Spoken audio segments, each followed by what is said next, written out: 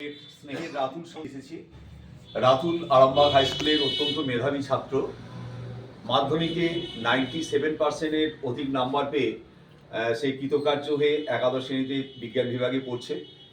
আজকে আমাদের আরামবাগ হাই স্কুলের অত্যন্ত একটা গর্বের দিন যে Jagadish Bose national talent search যে পরীক্ষা, সেই পরীক্ষায় দ্বিতীয় ফেজ কমপ্লিট করেছে আমাদের স্নেহের রাতুল।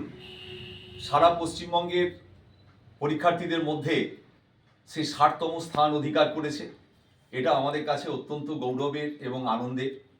একই সঙ্গে আমার স্কুলের আরেকটি ছাত্র এমডি শাহিদ, সে তৃতীয় ফেজ কমপ্লিট করে 50 জন যে রাজ্য তালিকা 11তম স্থান দখল করেছে। তো এই দুই কৃতী ছাত্রের গৌরবে আরামবাগ হাই স্কুল গর্বিত। এখন আমরা তাদের বাড়িতে এসেছি।